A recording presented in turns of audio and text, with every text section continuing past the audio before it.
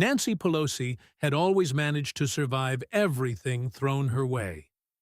She'd navigated 2 presidential impeachments, a brutal hammer attack on her husband in their home, her party losing its majority, and 4 decades of intense political battles in the toughest city on the planet. She'd faced down presidents, buried rivals, and outlasted everyone who'd ever tried to bring her down. But she had never encountered a number she couldn't explain, and that was about to change. That number was $280 million. In exactly 23 minutes, a lieutenant colonel, armed with a manila folder and a bottle of water, was set to place that figure on a table before 300 million Americans and demand an explanation from Nancy Pelosi. She wouldn't have an answer, and she would never have an answer again. 4 hours earlier, the queue outside room 2154 in the Rayburn House office building snaked past the elevators, down the corridor, and around the bend into the stairwell. Capitol Police had already deployed rope barriers to manage the crowds. CNN had a chyron prepared. Pelosi testifies on stock trading. Fox, meanwhile, had its own ready. Pelosi insider trading hearing live. Every camera in Washington was focused on that single room, and everyone inside knew they were about to witness history. They just didn't realize how historic it would truly be. Tulsi Gabbard made her entrance at 8:45 a.m. She arrived by herself. There was no entourage, no communications director, and no team of staffers lugging document boxes. She wore a simple dark navy blazer over a crisp white blouse. No jewelry, no pins, nothing at all that might catch the light. She carried just one folder and a single bottle of water. She took her seat, opened the folder, and patiently waited. For those unfamiliar with her background, here's what was important to know. Born in American Samoa, raised in Hawaii, she enlisted in the Hawaii Army National Guard at 21, firmly believing that if you vote to send others to war, you should be prepared to go yourself. She deployed to Iraq, served as a combat medic, returned home, was elected to Congress, served 4 terms, ran for president, eventually left the Democratic Party, and in February 2025 became the Director of National Intelligence, the first female combat veteran to ever hold that office. She had certainly been in worse rooms than this one. She had been in rooms where people were actually dying. And Nancy Pelosi arrived at 9:02 a.m. She absolutely did not use the side entrance. Nancy Pelosi had, in fact, never used a side entrance in her entire life. Instead, she swept through the main doors, flanked by 4 staffers, a communications director, and a lawyer from Williams & Connolly, one of Washington's priciest law firms. She was dressed in a cream Chanel blazer and adorned with Mikimoto pearls. She flashed a smile for the photographers. So she gave a practiced wave to a colleague in the second row, moving with the seasoned elegance of a woman who'd been greeting people in hearing rooms long before most of them were even born. 38 years in Congress, twice Speaker of the House, and the only woman ever to wield the gavel. She had successfully passed the Affordable Care Act, spearheaded 2 presidential impeachments, survived a terrifying home invasion that almost killed her husband, and amassed a personal fortune that easily competed with the very hedge fund managers she oversaw. She settled into her seat, adjusted her microphone, and then fixed her gaze on Gabbard, the way a queen might regard a peasant who had mistakenly wandered into her throne room. And then she launched her attack. Director Gabbard, Pelosi began, not even waiting for the chairman to officially open the session. Her voice steeped in 4 decades of absolute power. I truly hope today proves more productive than your last appearance before Congress. If I recall correctly, your presidential campaign. What was it? 1%? Then you abandoned the party because you couldn't win. You switched sides. Now you sit there in a chair given to you by a man I impeached twice, and you actually believe you're qualified to lecture me about ethics. She smiled then. It was the kind of smile that had, historically, ended careers. I've been through more hearings than you've even had days in Congress. I've stared down presidents who made your boss look like a complete amateur. So, whatever you imagine you have in that little folder of yours, Director, let's just get it over with. Some of us actually have real work to do. Laughter erupted from the Democratic side of the room. It was loud laughter, the kind that surfaces when people are convinced the battle is already won. And Pelosi's staff exchanged knowing smirks. In the press section, several reporters started typing what they presumed would be the headline story. Veteran politician schools junior appointee. CNN's backup Chiron was already queued up. Pelosi puts Gabbard in her place. The entire room was laughing with Pelosi, but in just 10 minutes, they would be laughing at her. Nobody knew that yet, though. Nobody, that is, except the woman sitting quietly at the witness table, with her single folder and one bottle of water. Pelosi, however, wasn't done. She never really was. She could sense the blood in the water, and she smelled it. You know, Director, I recall when you were a part of my caucus, when you attended my meetings, when you voted with my party. And then, when it suited you, when you polled at a mere 1% and couldn't secure a single endorsement, you simply walked away. Not because of principle, but out of pure ambition. So please, spare me this moral authority act. I was fighting for working families when you were still trying to figure out which party would even bother to take you. More laughter, more applause. Progressive activists in the gallery nodded along. This was the Nancy Pelosi they absolutely loved. Sharp, lethal, and completely untouchable. She had done this 1,000 times before. She'd taken down 1,000 opponents with that precise mix of condescension and political smarts. She had no idea she'd just signed her own political death warrant. Tulsi Gabbard, though, said nothing.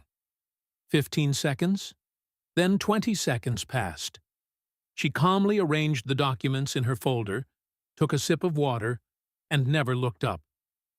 Pelosi, sensing what she mistakenly thought was weakness, pressed even harder. Perhaps if you spent less time switching parties and more time figuring out how government actually works. Are you finished, Madam Speaker? Tulsi finally looked up, but her voice was quiet.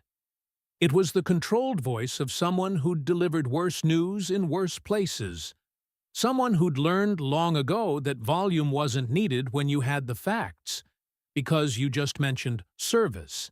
And I have some questions about how you've served, specifically about how you became very, very rich while serving. The smile vanished from Pelosi's face, not slowly, but all at once, like a light switch flipping off. And she had just made the single worst mistake of her entire 40-year career. She had insulted the wrong veteran, mocked the wrong soldier, picked the wrong fight, and she was about to find out exactly how wrong she'd been. Tulsi then opened the folder. She laid 4 documents side by side on the table, just like a surgeon lays out instruments, each one perfectly in its place, each one with a purpose. The entire room watched, captivated. I want to start with dates and dollars, she said. Not opinions, not accusations, just a timeline. The American people can draw their own conclusions. July 2021. Your husband, Paul Pelosi, purchases between $1 and $5 million in NVIDIA call options. At that time, the CHIPS Act legislation, which directed $52 billion in taxpayer money into semiconductor manufacturing, Year was making its way through your Congress. You were Speaker of the House. You controlled which bills even reached the floor. When reporters asked about it, your spokesperson stated, and I'm quoting directly from the official transcript, "The Speaker does not own any stocks and has no prior knowledge or subsequent involvement in any transactions." She looked up. You don't own stocks. Your husband does. You've been married since 1963. You share a home, a vineyard, and a net worth that estimates place between $240 million and $413 million. The suggestion that there's a firewall between your legislative knowledge and your husband's investment decisions requires the American people to believe that you go home every night, sit across the dinner table from the man you've been married to for 62 years, and never once mention that a $52 billion semiconductor bill is about to hit the floor. A murmur moved through the gallery. It was the kind of sound that happens when 400 people think the exact same thing at the same time. I'll let them decide whether they believe that. Moving on. July 2024. Paul Pelosi sells between $500,000 and $1 million in Visa stock. 17 days later, 17 days, the Department of Justice announces a major antitrust lawsuit against Visa. The stock drops 5% overnight. Your husband was already out. In that same year, your husband sells Microsoft shares. Shortly after that, the Federal Trade Commission opens a probe into Microsoft. Again, out before the news, she turned a page. In 2024, your family's investment portfolio returned 54%. The S&P 500, the benchmark that professional fund managers spend their entire careers trying to beat, returned 25%. Your husband didn't just beat the market. He absolutely doubled it. He outperformed every single major hedge fund in America. Grant Cardone even did the math on your salary. $74,000 a year for 38 years. He said you would need to be 33,000 years old to accumulate that kind of wealth on a congressional salary. Somebody in the back laughed, not cruelly, but in clear recognition. And in May of this year, a stock watchdog reported that you made $4.7 million in a single day of trading. One day, most American families don't make that in a lifetime. She closed the page, folded her hands, and simply waited. Pelosi then leaned into her microphone. Her voice was steady, delivering the answer she'd given 100 times to CNN, to MSNBC, to reporters in hallways, and to colleagues at fundraisers. It had always worked before. "Director Gabbard," she said, nothing you've said is new, and nothing you've said is illegal. My husband is a successful businessman. His decisions are entirely his own. Every trade was disclosed under the Stock Act. Every single filing was on time. If you have actual evidence of a crime, refer it to the Department of Justice. Tulsi nodded slowly. You're right. Everything was disclosed after the profit, not before the trade. But let's talk about the timing. She reached back into the folder and pulled out a small digital recorder. She held it up so every single camera could clearly see it. This is a recording from a phone call between your congressional office and your husband's investment advisor. December 16, 2021, 3 days before the NVIDIA purchase. She then pressed play. The voice that then came out of the speaker was utterly unmistakable. After 4 decades in public life, every American recognized that voice. It was Nancy Pelosi's voice, captured right there in her own office. Paul, the Intelligence Committee briefing on semiconductors just concluded. The CHIPS Act will reach the floor before March. Let's adjust our positions before Tuesday's vote. 15 seconds of silence followed. It was the kind of silence where you could almost hear 300 people collectively holding their breath. Tulsi then stopped the recording. That was your voice, Madam Speaker, originating from government servers, authenticated, time-stamped, and acquired through a lawful interagency review. Pelosi's expression remained unchanged, yet her hands, previously folded, subtly shifted to the table's edge.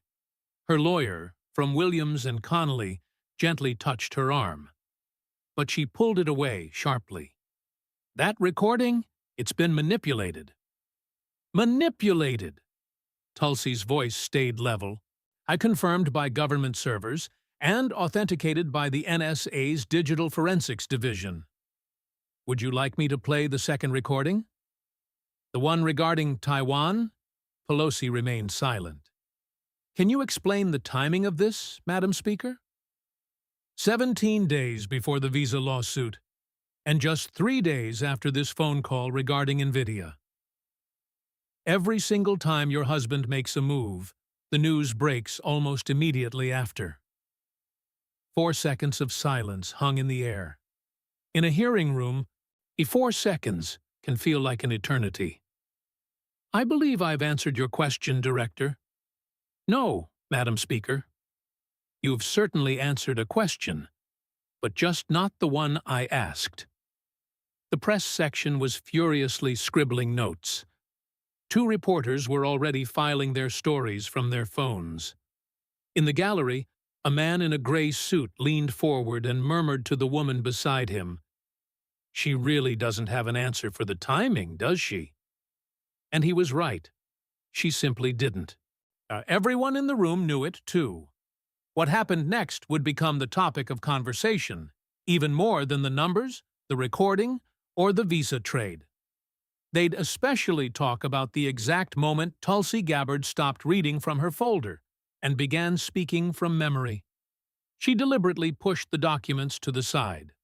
Not with any drama, she just moved them aside, much like you'd clear a plate when you're finished eating. And when she finally looked up, her gaze wasn't fixed on Pelosi. Instead, she was looking directly into the camera. I want to share a story about a man I served alongside. I've changed his name to protect his privacy, but I assure you, he is very real. And this story, too, is real. Sergeant First Class Keon Reyes was part of my unit during my second deployment. A medical unit, specifically. We were responsible for processing soldiers returning from patrols, dealing with IED injuries, gunshot wounds, and heat casualties. These are the things you don't typically see on the news, simply because they occur every single day. Keon truly was one of the finest medics I ever had the privilege to serve with. He was always calm under fire. He never complained. He was the kind of soldier who inspired everyone around him to be better. When we returned home, he heartbreakingly discovered his daughter had been diagnosed with type 1 diabetes while he was deployed. She desperately needed insulin. However, his VA benefits were stalled due to a paperwork backlog. So he was forced to pay out of pocket $400 a month, all on a sergeant's salary. Her voice hadn't altered. She was still the composed briefing officer, yet something deeper had shifted, like the temperature plummeting before a storm. I sat with him in the parking lot, just outside the VA clinic in Honolulu. He was doing quick math on his phone. Insulin versus rent. Here was a combat medic who had just dedicated 12 months to keeping soldiers alive, now sitting in a parking lot, agonizing over whether he could afford to keep his own daughter alive. She then looked directly at Pelosi. That very same month, the exact month your husband exercised NVIDIA call options at $12 a share, even though the market price was 10 times that. The profit from that single transaction alone amounted to nearly $5 million. The entire room fell silent. Not the polite, expectant silence typically found in a hearing room between questions, but rather the heavy silence of people who had just heard two stark facts laid out side by side. And they simply couldn't reconcile them, couldn't make them both acceptable. $5 million from one trade. Just while a soldier who had proudly served his country couldn't even afford $400 a month for essential insulin. She paused deliberately. I'm not suggesting these two things are legally connected. In fact, they're not. Your husband's trade was perfectly legal. Keown's insurance delay was purely bureaucratic. On paper, they literally have nothing to do with each other. But in the real world, the world where soldiers return home struggling to get vital medicine, and while their congresswoman's husband makes $5 million on a stock that surged because of a bill she personally controlled, in that world. Madam Speaker, they have absolutely everything to do with each other. Pelosi's communications director, who had been seated in the second row, abruptly stopped typing. The lawyer from Williams and Connolly slowly put his pen down. These were professionals paid good money to always appear busy. But now, they had simply stopped being busy. I'm sorry for your colleague, Pelosi finally said. Her voice was distinctly softer now, almost unnervingly careful. But this hearing is fundamentally about stock trading disclosures, not military health care. No, Madam Speaker, it's about trust. Her voice was quiet, almost gentle, which somehow made it even worse. It's about whether the American people can truly trust that the very individuals who write our laws aren't simultaneously profiting from them. And right now, today, said the undeniable answer is no. Nobody dared to speak. Not the chairman, not the members, not even a soul in the gallery. The only sound in the room was the click-clack of the stenographer's keys, capturing every single word for a transcript that would rack up 400,000 downloads before the night was over. This was the very moment people would later point to, saying it changed absolutely everything. Not because of the big numbers, but because of the chilling silence that fell afterward. For it was the silence of 300 people who had just seen the true human cost of $280 million. But then, insider trading wasn't even the gravest accusation waiting in this folder. Madam Speaker, the whole room, which had just begun to slowly relax after the insulin story, suddenly tensed up once more. Tulsi reached back into the folder and carefully pulled out a document, prominently displaying the seal of the National Security Council. The classification markings were blacked out, but there was no mistaking that distinctive seal. Let's talk about Taiwan. Pelosi's lawyer leaned forward, looking concerned. Mr. Chairman, if this involves classified information, Tulsi stated, cutting him off, it was declassified as of last Tuesday. Funny how that works, right? She then laid the document flat on the table for everyone to see. The date, August 2nd, 2022. You chose to fly to Taiwan, completely ignoring the clear advice from the Pentagon, the State Department, to the National Security Council, and even the President of the United States. Every single military advisor had warned that your visit would spark a crisis with China. Every intelligence briefing painted a grim picture. Missile tests, large-scale military exercises, potential shipping lane closures, and serious market instability. Yet, you went anyway.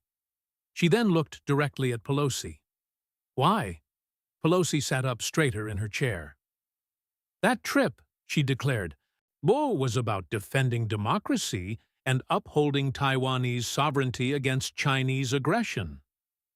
Then why, Tulsi pressed, did your husband purchase shares in defense contractors, alternative shipping companies, and rare earth mineral suppliers?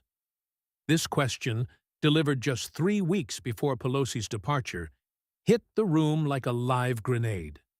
Pelosi's mouth opened, then closed, then opened once more, unable to form words. I'm holding a classified briefing summary right here, a now declassified, dated July 11th, 2022. That's 3 weeks before your Taiwan trip. This briefing spelled out precisely how Beijing would react to a high-level American visit. Missile tests near Taiwan, massive military exercises, market jitters in semiconductor and defense stocks, and possible disruptions to Pacific shipping. Tulsi then carefully placed the briefing summary right beside Paul Pelosi's trading records. Every single predicted response, every stock your husband acquired, and it was a perfect, undeniable match. He didn't just have a hunch a crisis was brewing. He knew the exact nature of the coming crisis, because you told him. Because you were privy to that classified briefing. She made sure to turn the documents so the cameras could clearly capture them. Your husband's portfolio, she underscored, was strategically set up to profit from a military confrontation between nuclear powers. This wasn't some market hunch or a stroke of luck. It was a classified prediction of exactly what would unfold and precisely how to cash in on it. She then produced the recorder once more. There's a second recording, she announced. Same phone line.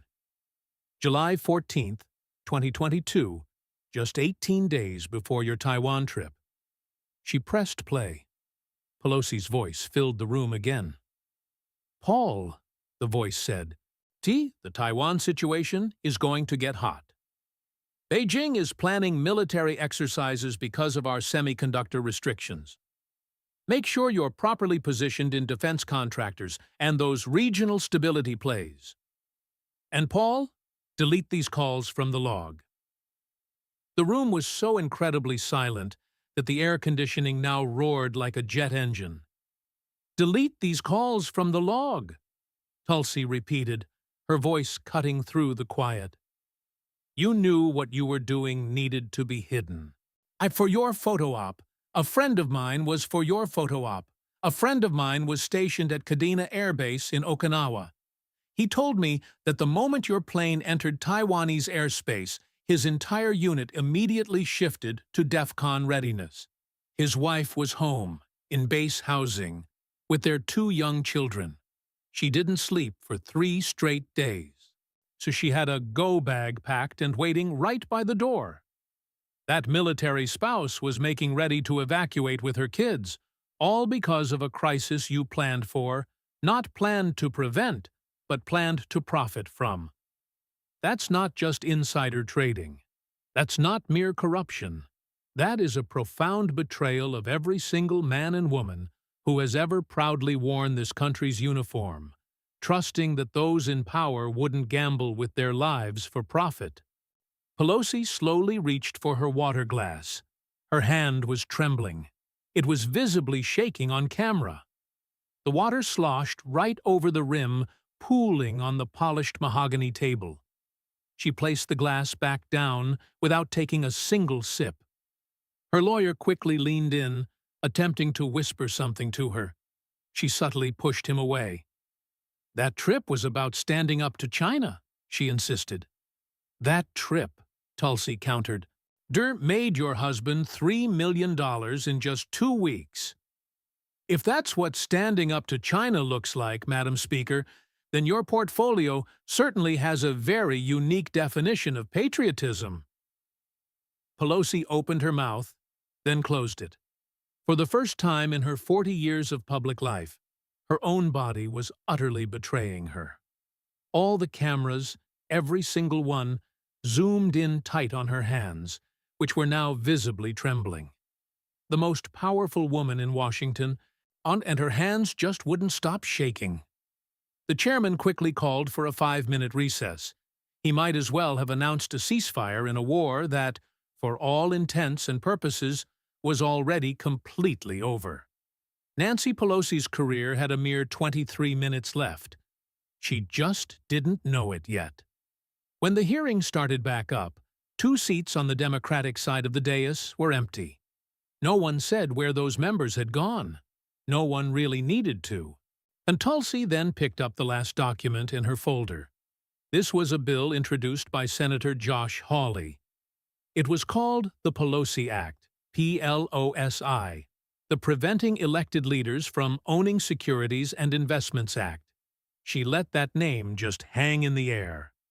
Congress actually named an anti-corruption bill after you, Madam Speaker.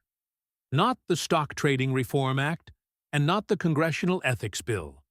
No, it was after you personally, because your trading activity became so notorious that your name was now synonymous with the problem. Senator Hawley, a Republican, and Senator Bernie Sanders, a progressive independent. Even Senator Fetterman, a Democrat. 3 men who agreed on almost nothing, all agreed on this. What you've been doing here needed to stop. And it wasn't just Congress. There were even apps, actual mobile applications, that would send push notifications to investors every time your husband made a trade. Tens of thousands of people actually paid money to copy your portfolio. There was an ETF with the ticker symbol NCD that tracked Democratic congressional trades. It was even outperforming the market. The American people had turned your corruption into a financial product. They'd given up on the idea that you would ever stop. So, instead, they'd decided to just profit from it. That wasn't oversight, Madam Speaker. That was surrender. Back in 2011, 60 Minutes investigated congressional insider trading. And you were featured. Steve Croft asked you directly if you had an unfair advantage. You just said no. You looked him right in the eye and said no. In 2012, Congress passed the Stock Act to prevent exactly this kind of trading. You even voted for it. You stood at the signing ceremony. You smiled for the cameras. And in the 13 years since that law was supposed to stop you, your family's net worth went from $31 million to somewhere north of $280 million. You voted for that law. You posed for the photo. And then you treated it just like a starting gun. In 2025, the President of the United States stood before Congress and called for the passage of the Stop Insider Trading Act. He looked out at the chamber and said, and I'm quoting, "Let's ensure that members of Congress cannot corruptly profit from insider information." Both parties stood and applauded. And then the President said, "Did Nancy Pelosi stand up? I doubt it." Tulsi looked at Pelosi. "Did you stand up, Madam Speaker?" "I stood. I did. I applauded. And I will continue to support transparency." Then put your assets in a blind trust. Today, right now, just end this. You could end every single question about NVIDIA and Visa and Microsoft with just one signature. You've been asked to do it for 13 years, by reporters, by colleagues, by your own staff, and you've refused every single time. Why? Because a blind trust means you can't see the trades, and you can't profit from what you can't see. Pelosi said nothing.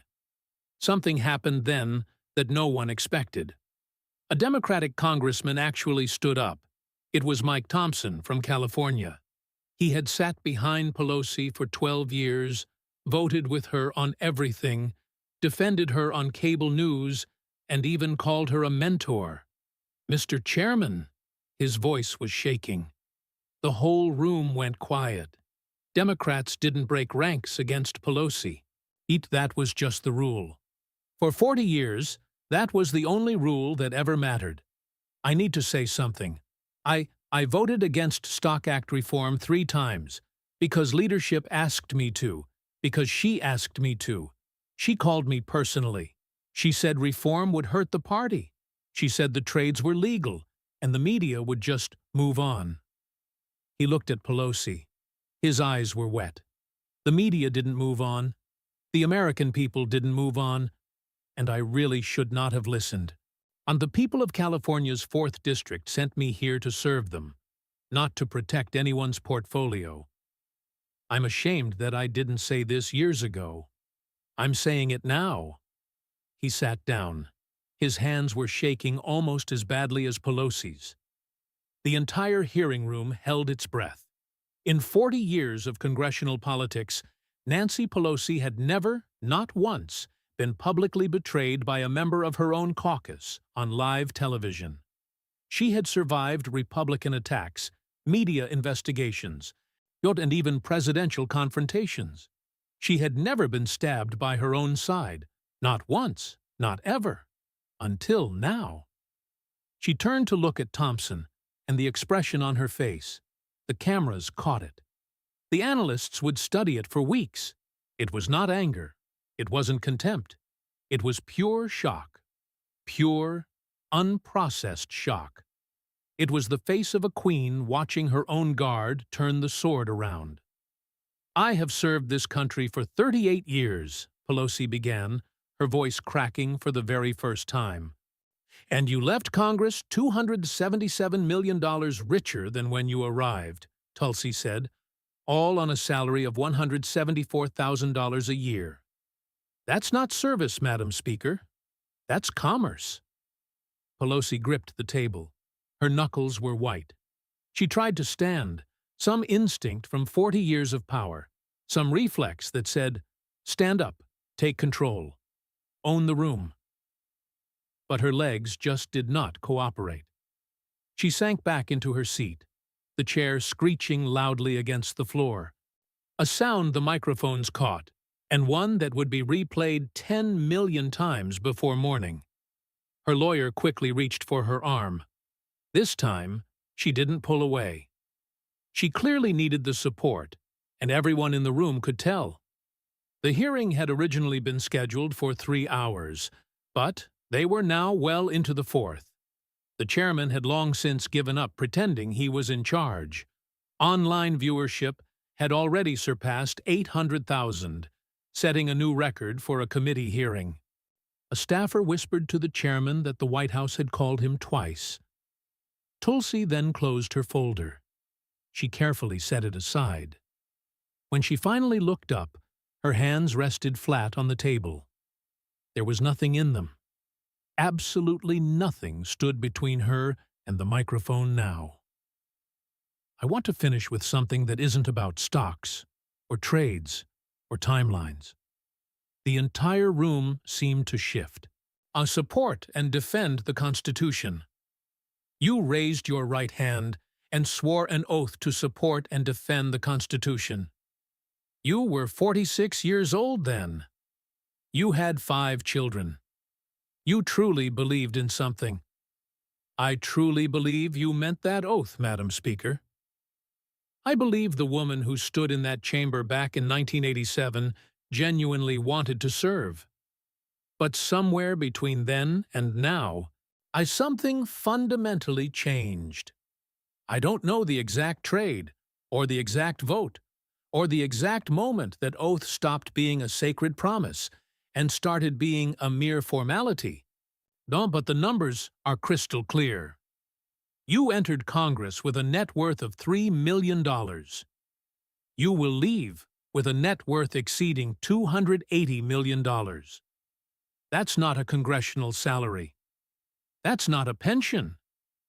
That's not even a book deal.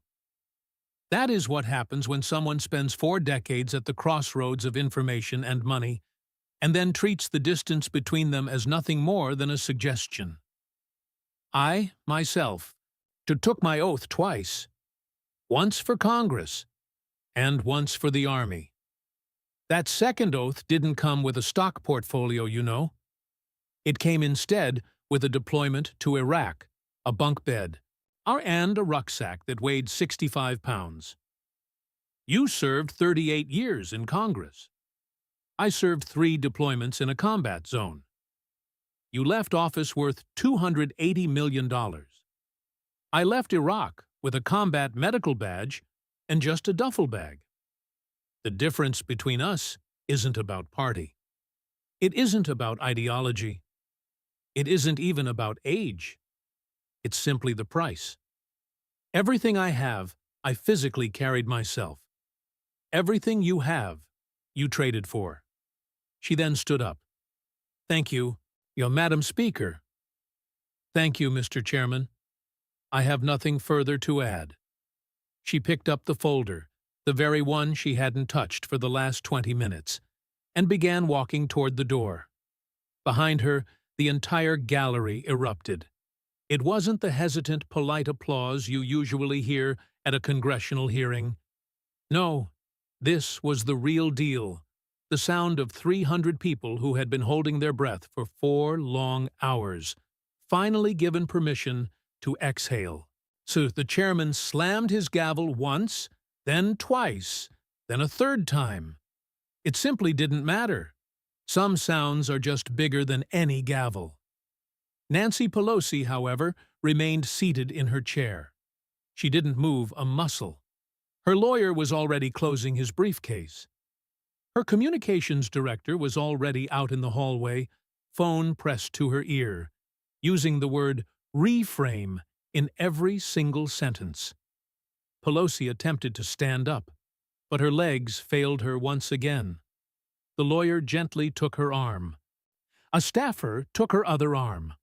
On live television, broadcast to 800,000 viewers, and still climbing, the most powerful woman in Washington had to be visibly helped out of her chair. She managed 3 steps before she stopped and turned back toward the room. The cameras zoomed in on her face, and what they captured wasn't anger, nor defiance, nor even the predatory smile she'd worn just 4 hours earlier when she walked in. Instead, it was the face of a woman who had just witnessed 40 years of power crumble in 4 short hours, and who understood with absolute clarity that nothing she had ever built could possibly survive what had just transpired. She finally turned away. Her staff gently guided her towards the door. She chose not to use the side entrance. Nancy Pelosi never used side entrances, not even on the very last day of her long career. That clip absolutely broke the internet before lunchtime. See, it wasn't the oath speech, nor the insulin story, nor even the Taiwan revelation, even though the recording of Pelosi's voice telling her husband to adjust our positions before Tuesday's vote would become the most played audio clip in C-SPAN history within 48 hours. The clip that truly went viral, the one that turned into a GIF, a meme, and the thing your uncle texted you at 11 p.m. with absolutely no context, was that timing exchange from Chapter 2. Can you explain the timing? 17 days. Pelosi's hands slowly moved to the very edge of the table. I've answered your question, Director. No, Madam Speaker. You've certainly answered a question, just not the specific one I asked. That exchange garnered 26 million views in just 48 hours. A college student in Arizona even auto-tuned it. That version got 11 million views. A financial analyst on YouTube meticulously broke down every Pelosi trade alongside legislative events, titling his video 17 Days, which then got 9 million views. The Pelosi Tracker app reported an astonishing 300% surge in downloads. But then, for the first time in 3 years, it saw an equally astonishing 300% surge in deletions. People no longer wanted to simply follow her trades. Now, they wanted her prosecuted. The Taiwan recording, incredibly, became even bigger. Delete these calls from the log immediately became its own viral hashtag. Trong vong hai moi bon gio, semotit nathiet ke jo hoa o Brooklyn jantaura mot poster, voi huon mat kua Pelosi, lako mai fia so ko e, va sau tu fia doi. Soa nhong kwach goi nai koin hatki. No jan juok taik suong he triulan.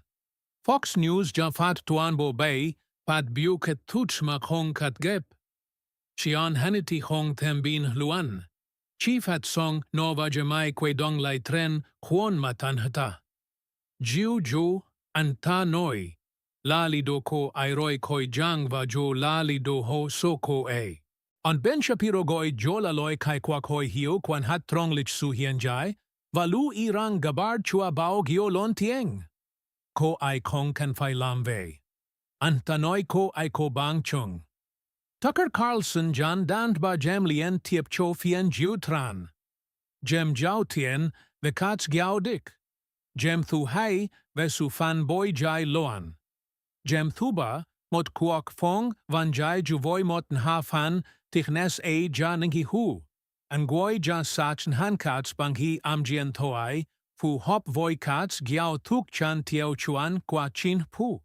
Na fantik noithem no mot sikwan kwan joy thuk hien hung kuoch goi jo. Hosi Olivenworth. Tiao je kwa CNN Viet. Pelosi kong ko kao tra loi cho kao hoi ve thoi GM.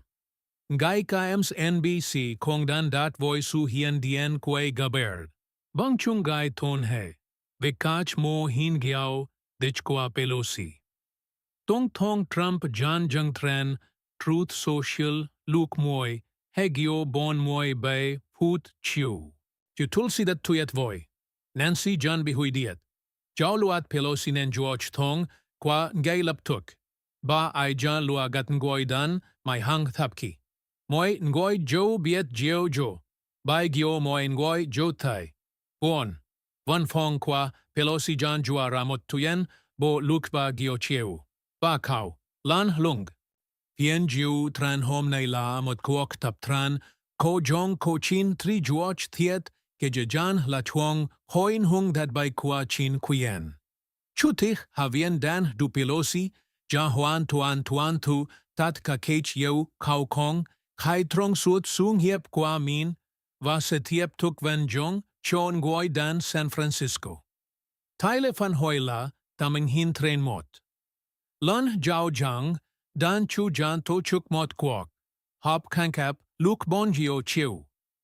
Hakeem Jeffries, Catherine Clark. Moithan viand lon jiao jo tam gia. Kwok goi keo dai moi mot foot.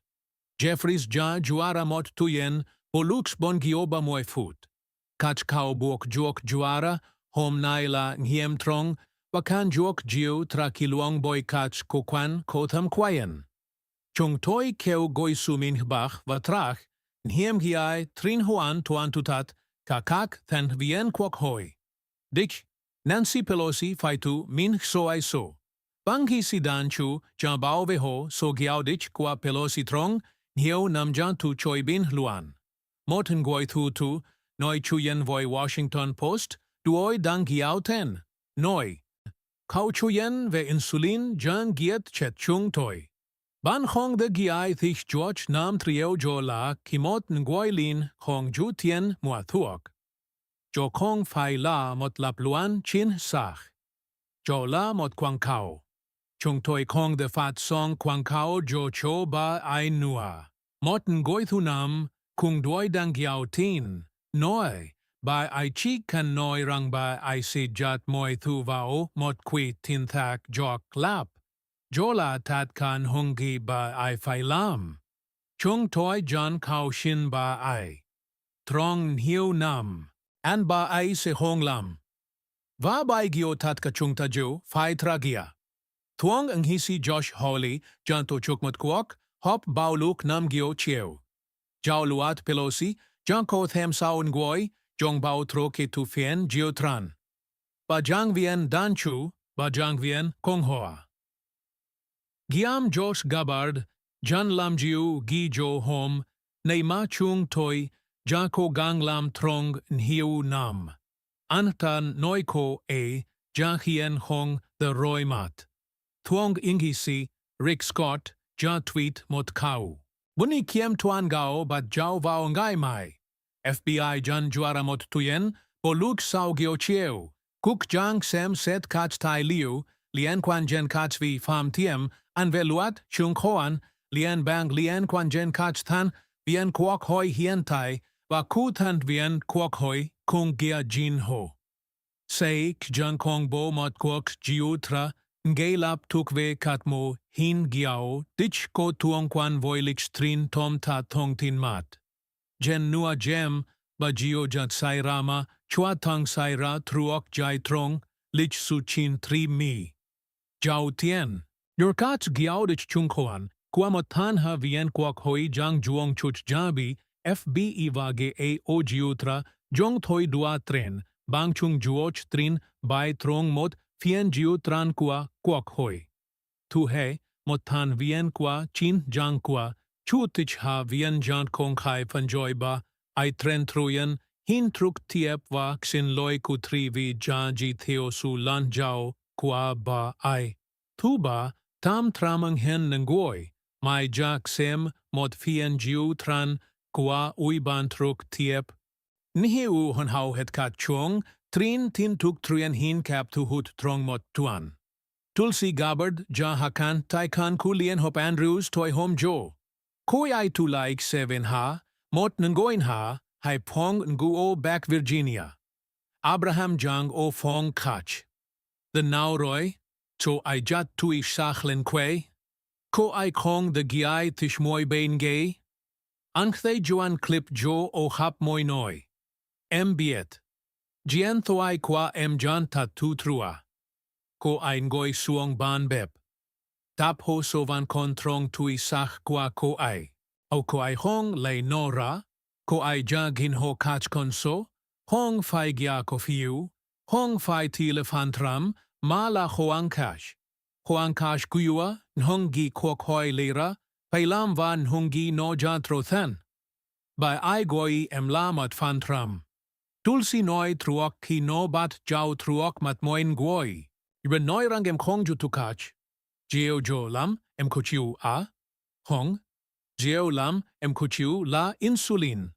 Kongai kwa keon kan bon tram jo lamot thangva chong kwa Pelosi kiem jok nam trieu jo la chitrong mot gyao dich. Ko ein hin rangwai kwa so jan juang bat sang tung kai mot. Ba ai jan ojo ba muoi tam nam abe. Va ba ai tu ba trio len hai tram tam muoi trio. Va suot thoi gian jo, moen guoi ju theo doi. Moen guoi ju biet. Va kong ai lam gi ke. Va bai gio, un kach kon, so jang juoch chieo tren si span. Va tuan hok kong, quan tam ban, quien luk jen muk nao. Please provide the Vietnamese text you would like me to rewrite.